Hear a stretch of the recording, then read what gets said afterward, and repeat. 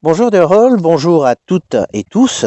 Aujourd'hui, nous allons discuter avec Daniel Cuef, ce maire exemplaire de Langouette, commune d'Ille-et-Vilaine, qui vient d'être traduit en justice par Madame la haute préfète de la région administrative amputée, dite Bretagne, à la demande de l'État français pour avoir simplement appliqué sans compromis et avec honneur l'une des plus essentielles missions incombant au maire, la préservation de la santé publique. Avant d'interroger Daniel Cuef, nous allons d'abord présenter un résumé de la situation à notre façon.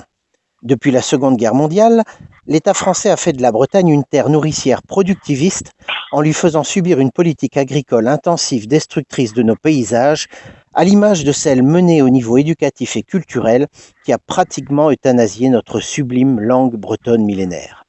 Cette politique agricole n'a pas seulement malmené nos campagnes en détruisant le bocage, c'est-à-dire la destruction des haies et des talus prétendument appelés remembrements, elle a également fait perdre à notre société bretonne une grande partie de son aspect humain en faisant passer les fermes familiales jadis très nombreuses à de grandes fermes-usines clairsemées lourdement endettées, devant obéir aux lois du marché pour lequel le paysan n'est plus grand-chose, devant toujours travailler plus et produire plus pour gagner moins, tout en étant accusé de tous les maux des pollutions humaines, subissant ainsi une lourde pression financière et psychologique, sans pour autant très peu se voir proposer par l'État français d'aide ni d'alternative à ce modèle agricole dépassé. Les agriculteurs sont aujourd'hui les plus touchés par les suicides et ce métier, l'un des plus dignes métiers du monde, n'attire plus autant la jeunesse consciente de ses grandes difficultés.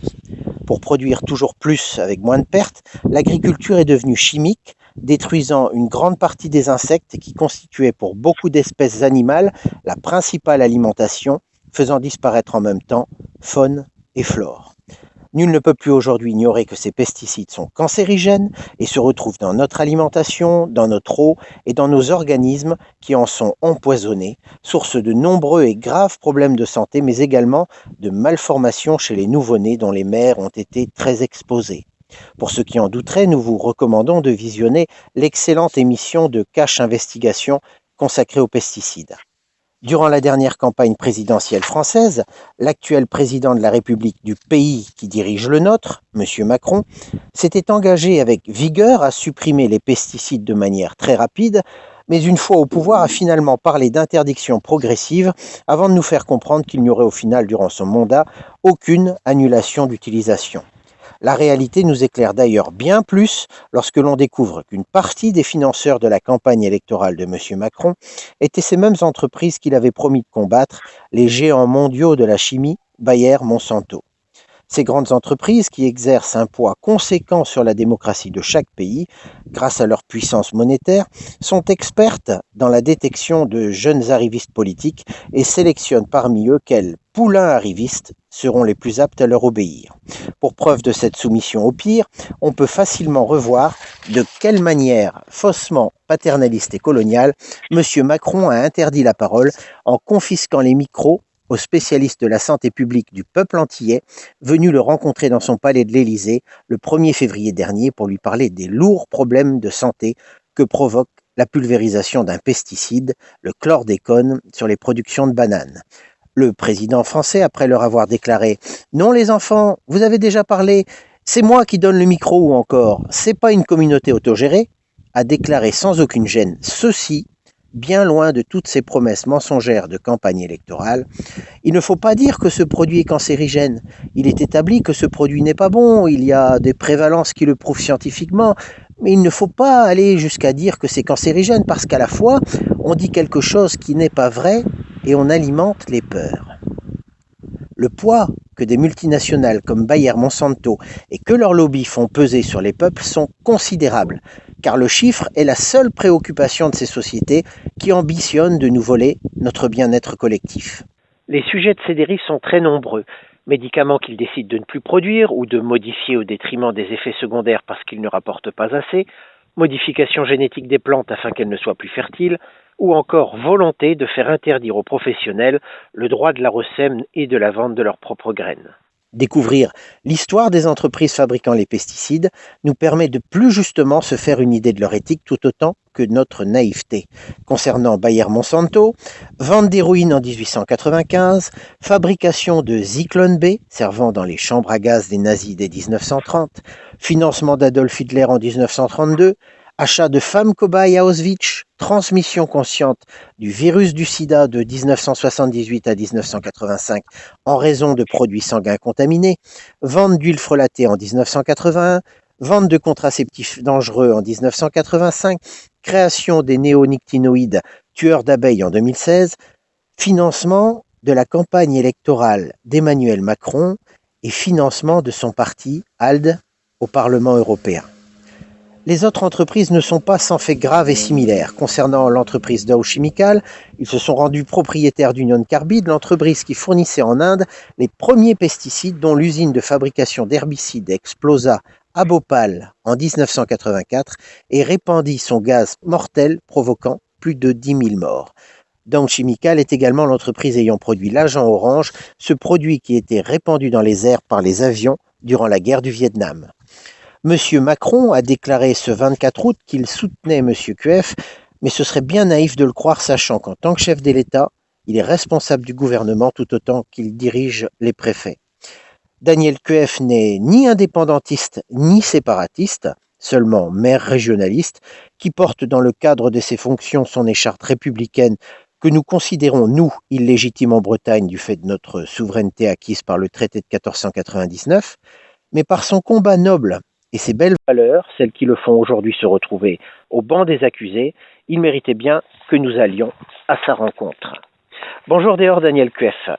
Oui, bonjour. Bonjour, vous avez fait de votre ville de Langouette la première ville tout à fait indépendante en électricité de Bretagne, mais également la seule de tous les territoires dits français. Pouvez-vous nous raconter quelle politique locale vous avez menée dans votre ville de Langouette ? Écoutez, depuis donc 20 ans à peu près, nous menons en place une politique assez volontariste autour du développement durable, c'est-à-dire que toutes les décisions qui sont prises par le conseil municipal sont regardées, décortiquées, modifiées, amendées en fonction de cette question du développement durable. Et donc nous avons avancé beaucoup, nous avons créé une cantine 100% bio depuis maintenant 15 ans, nous produisons de l'énergie électrique pour l'ensemble du patrimoine communal. Nous avons créé du logement social très écologique avec des performances en termes de matériaux écologiques, mais aussi en termes, bien sûr, d'énergie. On sait aujourd'hui que nos logements, à peu près, sont aux alentours de 160 € d'énergie par an.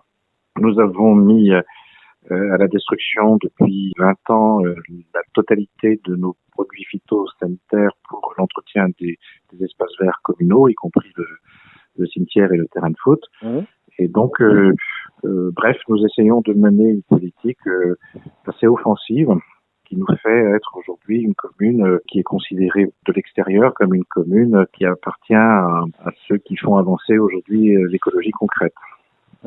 On utilise aujourd'hui le mot de bio, là où avant on ne disait rien pour parler de ce qui était naturel. Est-ce que vous pensez que ce mot a été créé pour ne pas avoir à les appeler plus crûment, c'est-à-dire sans poison ?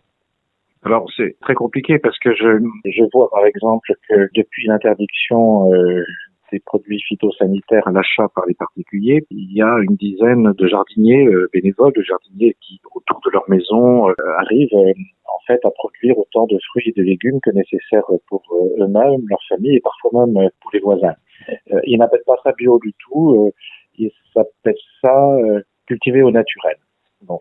Et c'est vrai qu'ils retrouvent suite à l'abandon des pesticides et du fait de la loi aussi, ils retrouvent le goût à des savoir-faire anciens et nouveaux d'ailleurs aussi qui leur permettent de trouver des plantes à mettre les unes à côté des autres pour que les plantes servent de pesticides ou de protection à la cure d'autres plantes. Ils mélangent les cultures et en fait ils sont plus proches aujourd'hui de la permaculture que de l'agriculture bio.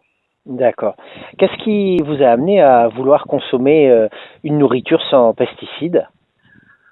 Écoutez, il y a une chose qui est certaine, qui est acquise par tout le monde, c'est que les pesticides de synthèse, y compris donc le glyphosate évidemment, qui est utilisé abondamment, ce ne sont pas des vitamines.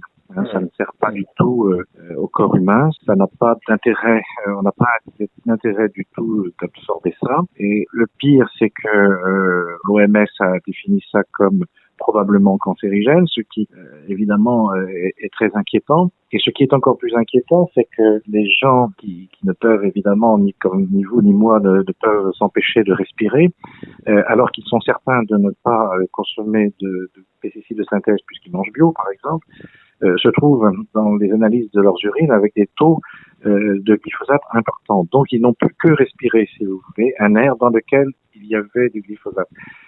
Donc, c'est une atteinte énorme à leur liberté parce que on impose une consommation, on impose aux gens de respirer quelque chose qu'ils ne veulent pas respirer. Et ceci en dehors de tout débat. Si vous fumez, vous n'avez pas le droit d'intoxiquer vos voisins, vous ne pouvez pas fumer à l'intérieur d'une pièce. Ça vous regarde. Tout le monde sait que la cigarette tue, qu'elle est très toxique, etc. Ça fait l'objet de tas de recherches scientifiques, et d'ailleurs ont aussi été contestées évidemment par des fabricants de cigarettes, mais c'est votre liberté en quelque sorte de vous empoisonner vous-même, mais vous n'agissez pas sur les autres. Or là, avec ces pesticides de synthèse, nous sommes contraints de les absorber. Et ça, c'est une atteinte fondamentale à notre liberté. Quelle est la raison pour laquelle l'État, par la dépositaire de son autorité, c'est-à-dire la haute préfète, Madame Kiri, vous a assigné en justice? Alors, Madame la préfète considère que ce n'est pas à un maire de prendre ce type d'arrêté de protection de la population. C'est une prérogative du ministre de l'Agriculture. Bon. Mais comme le ministre de l'Agriculture ne fait rien, moi je ne peux pas rester les bras croisés. Depuis 2009, la France aurait dû mettre dans sa législation des systèmes de protection de la population, des mesures de protection de la population des pesticides de synthèse. Le Conseil d'État, très récemment, en juin dernier, c'est tout récent, a retoqué la loi pesticides au motif qu'il n'y avait pas de protection suffisante des habitations. Et ça a été d'ailleurs saisi par des associations. Ce Conseil d'État a été saisi par des associations bretonnes. Donc voilà, moi je respecte la Constitution française. Je considère que la Constitution française prévoit très clairement le principe de précaution. Ce principe de précaution n'est pas mis en place par l'État, donc je le mets au niveau de ma commune. Mais ça n'est pas du tout l'avis de Madame la préfète. Elle dit non, c'est pas à vous de faire ça, c'est au ministre de l'Agriculture. Mais comme il le fait pas, je le fais à sa place. Qu'est-ce qui, concrètement, vous a amené à prendre cet arrêté chez vous, interdisant la pulvérisation des pesticides à moins de 150 mètres des maisons bâtiments collectifs? Beaucoup de choses, et parmi ces choses-là, il y a le fait que les habitants de la commune ont créé un collectif Nous voulons des coquelicots, donc pour l'interdiction des pesticides de synthèse sur l'ensemble du territoire français, et qu'ils ont demandé à faire une analyse d'urine devant un huissier avec l'épiceur involontaire de glyphosate. Donc c'est une prise d'urine qui se fait sous contrôle d'huissier et qui est amenée à l'analyse d'un laboratoire qui analyse donc les taux de glyphosate dans les urines. Et quand les gens ont eu le résultat, alors qu'ils mangent bio tous les jours, alors que leurs enfants mangent bio à la cantine communale, ils se sont retrouvés avec des taux de glyphosate très importants dans leurs urines. Et ça nous a d'ailleurs complètement, je dirais, perturbés, voire même déprimés. Et notamment une famille qui consomme bio, un jeune enfant consomme bio à la cantine. Et c'est cette petite fille qui avait le taux de glyphosate le plus important dans les urines, 30 fois supérieur à la norme autorisée. Ouais. Et donc, nous avions la certitude, la confirmation, la vérification que le glyphosate ne pouvait être que respiré et devenir donc que de l'agriculture intensive chimique. Les gens sont de plus en plus informés par la presse, ils sont informés des risques de ces pesticides de synthèse. Vous l'avez signalé, l'émission d'Élise Gusset, l'envoyé spécial, ils sont inquiets en fait.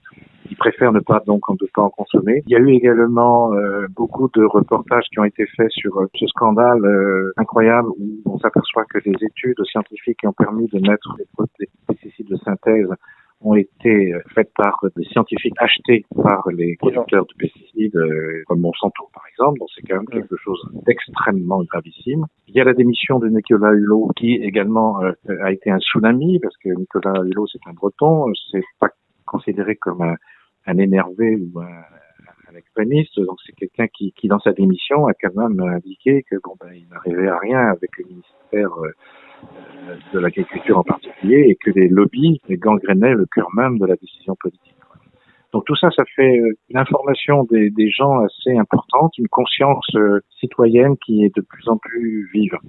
Et de l'autre côté, Dans le même temps, c'est-à-dire j'ai été contacté via le sénateur Labbé, sénateur du Morbihan, par des juristes, si vous voulez, qui se disaient mais nous n'arrivons pas à faire modifier les dispositions de l'État sur la protection des gens, et qui ont cherché, si vous voulez, les éléments juridiques pour faire avancer les choses et permettre la protection des populations. Ils se sont aperçus que l'un des éléments qui pouvait faire valoir sur le plan juridique, c'était de dire, à partir du moment où il y a carence manifeste de l'État, à appliquer notamment une législation européenne que la France a votée, comme tous les autres pays, et qu'elle n'a pas retraduite dans son droit ordinaire. Donc, à partir du moment où il y a cette carence de l'État, un maire est habilité à prendre les arrêtés nécessaires en lieu et place d'un État défaillant. Et là, ils ont été voir le sénateur Labbé et demandant mais est-ce qu'il n'y a pas, est-ce que vous ne connaissez pas un maire qui est un peu motivé par ces questions-là? Et Joël Labbé m'a orienté vers quand j'ai vu les principes juridiques qui étaient défendus, quand j'ai vu la construction de l'argumentaire juridique, quand j'ai vu à quel point cet arrêté que j'allais prendre potentiellement était très vertébré sur le plan juridique, j'ai décidé de travailler avec eux et de produire donc un arrêté que je considère bien entendu légal et qui trouve une justification dans le corpus juridique à la fois français et européen. Une protection, une distance de protection, dans ce que j'ai appelé une distance d'éloignement des pesticides, une DEP, de 150 mètres, qui permet que dans cette distance, il n'est plus possible, du fait de mon arrêté, d'utiliser des pesticides de synthèse. Nous avons vu il y a quelque temps qu'un Breton, Jacques Leverger, avait réalisé et testé avec succès un herbicide bio, mais il n'a pas encore réussi à recevoir les autorisations de commercialisation de sa formule. Ne voyez-vous pas là une forme très claire de contrôle du pouvoir par les gros lobbies? Alors je ne connais pas ce produit, j'en ai bien entendu parler beaucoup, notamment dans la presse régionale. Donc il faut regarder ça de très près. Je suis pas certain que un produit puisse en remplacer d'autres. Je sais qu'il y a bien entendu des produits qui sont tout à fait autorisés dans l'agriculture biologique, mais qui sont pas des pesticides de synthèse.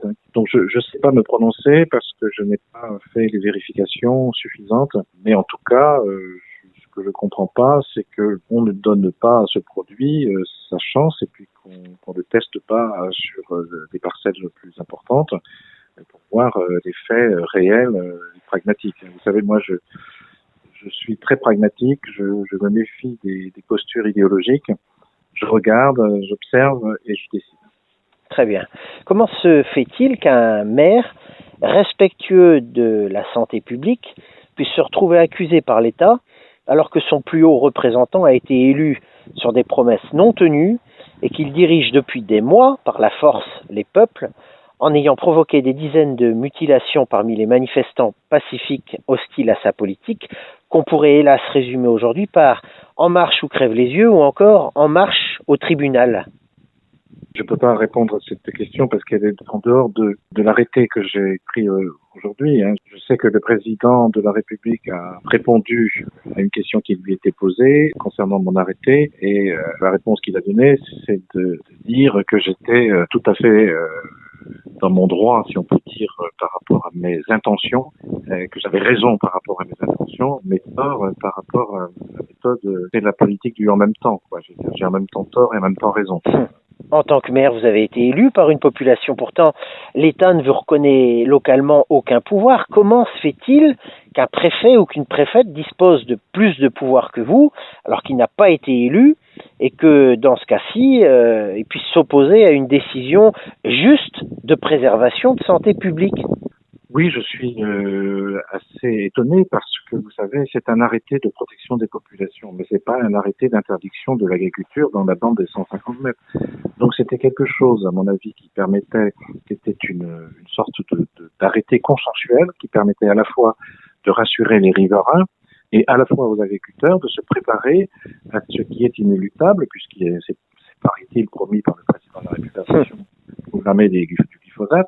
Donc, c'était quelque chose qui pouvait satisfaire tout le monde. Eh ben non, Madame la préfète de la République, non seulement demande donc au tribunal de juger mon arrêté illégal, mais demande dans le même temps de le suspendre dans l'attente de ce second jugement. Et donc, elle n'était pas obligée de le faire. Elle pouvait laisser du temps au temps et laisser expérimenter quelque chose qui aurait pu après rentrer dans la loi plus générale.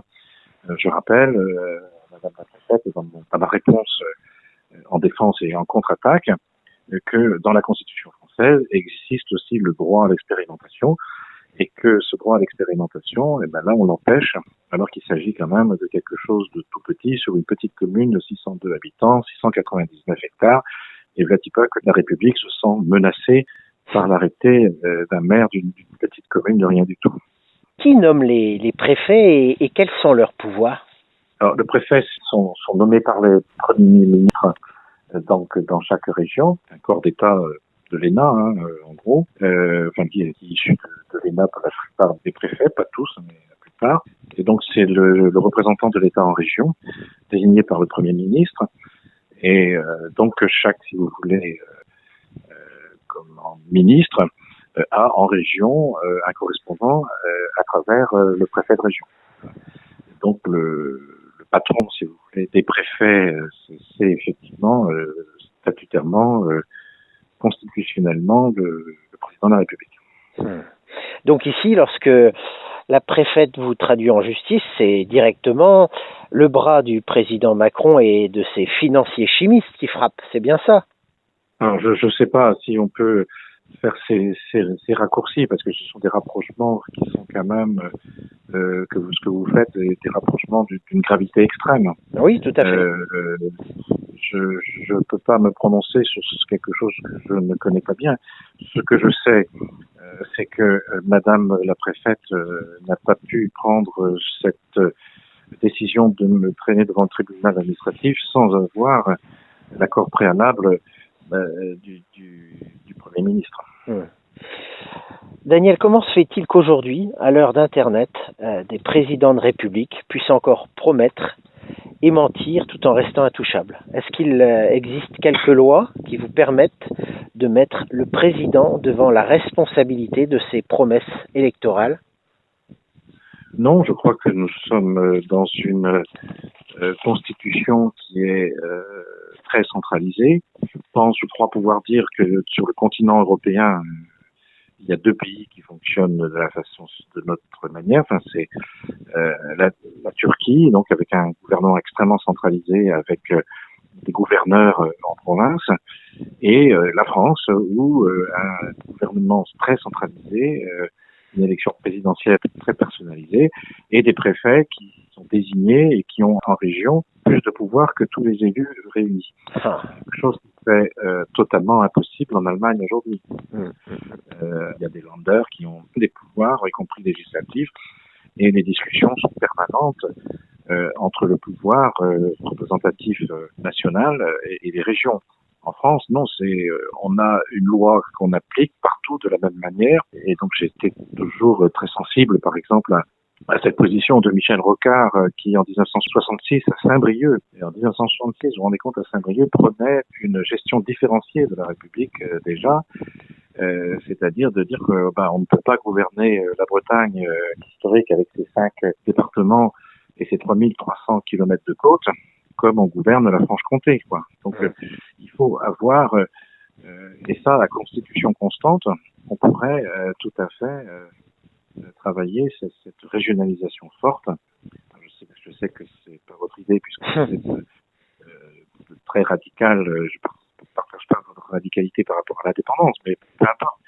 Radical pacifiste, hein, radical pacifiste. Oui, voilà. Oui, sinon j'aurais pas donné l'interview. Tout à fait. Mais c'est comment dirais-je, c'est un problème énorme de blocage aujourd'hui de la société française qui n'est pas dû au président de la République actuelle, qui est dû à nos institutions de la Ve République qui sont complètement dépassées à l'heure d'Internet dont vous parlez, et puis par la volonté des gens aujourd'hui de décider par eux-mêmes et de ne pas attendre toujours que ça vienne d'en haut, alors que ça peut venir d'en bas de façon tout à fait normale et naturelle, parce que mon arrêté contre les pesticides de synthèse dans un rayon de 150 mètres, c'est pas un arrêté de circonstance, c'est parce que je connais bien ma commune, je sais quels sont les vents dominants, je sais où sont les haies, je sais quelles habitations il faut protéger, où.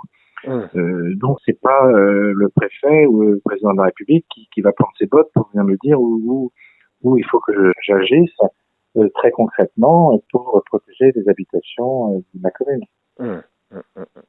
Alors vous nous pardonnerez cette question indépendantiste, mais sachant que nos deux pays, Bretagne et France, par le traité de 1499, devraient être non pas un, mais deux pays souverains, si vous étiez condamné par l'État français, tenterez-vous de faire juger cette question par une autre justice, disons, plus internationale? Voilà, vous m'embarquez dans des choses compliquées. Je rappelle que je suis maire d'une petite commune de 602 habitants et donc je n'ai pas des services, un staff et les moyens financiers ni intellectuels de mener ce type de combat. Je mène déjà un combat qui n'est pas gagné d'avance, qui est celui de la protection des habitants. Je n'ignore pas, parce que, bien entendu, les juristes me l'ont dit, que ce qui affole l'État, c'est peut-être que c'est de mettre le droit dans une jurisprudence, c'est-à-dire quelque chose qui ferait qui ouvrirait une boîte de Pandore, ce qui est d'ailleurs un problème de l'État français aujourd'hui et de la gouvernance. C'est v'là-t-il pas qu'un maire qui a un arrêté de protection de la population dans un rayon de 150 mètres autour des maisons, si son arrêté passe, hop, il est applicable partout en France. C'est d'une connerie sans nom. Alors que pour moi, c'est très contingenté à ma commune. Bien sûr que j'espère que d'autres communes prendront le pas, que c'est d'ailleurs ce qui est en train de se faire, mais vous voyez bien qu'on est là dans quelque chose un minimum citoyen, un minimum de prise en compte de notre réalité quotidienne qui est refusée par Madame la préfète au nom de l'État. Monsieur Daniel Coeuf, comment pouvons-nous vous apporter du soutien pour ce sujet qui nous touche tous, tout autant français que bretons et plus largement toutes les populations mondiales? Qu'attendez-vous de tous et que peut-on vous apporter? Rien de plus que ce que vous venez de faire comme question et comme introduction, même si je ne partage pas bien sûr tous vos propos, mais voilà, il s'agit d'informer, il s'agit d'être extrêmement précis dans nos informations, puisque c'est ce que vous faites. Hein, il y a des contre-informations qui circulent. J'ai tout à l'heure entendu sur un réseau social, je ne sais plus lequel, je ne vais pas le dire pour pas lui faire de publicité, mais comme quoi la preuve aurait été apportée que le glyphosate était une façon de lutter contre le cancer. Quoi. Oui.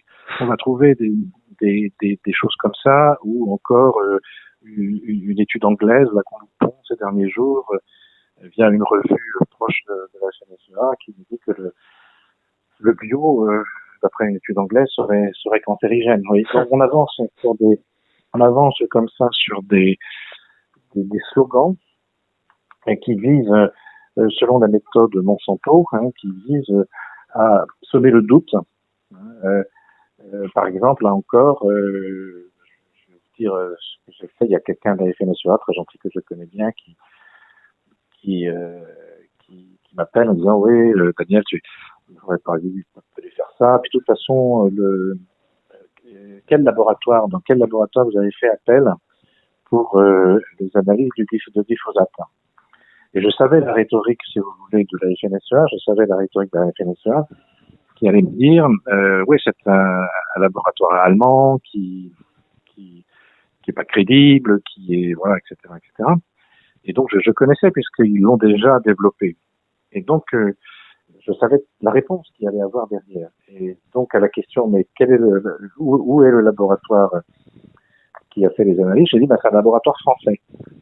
Ça a désarçonné complètement l'argumentaire. J'ai eu un blanc face à ce mensonge, parce que je savais que derrière, il y avait une fiche comme il s'appelle, de questions-réponses. De questions-réponses, d'éléments de langage, voilà, qui leur sont préparés. Et ça, c'est assez dramatique. Franchement, ça empêche de réfléchir.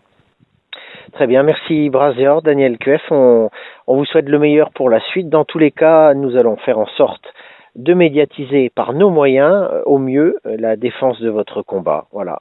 Calon va dehors, mon bon courage à vous. Kenavo. Merci, Kenavo.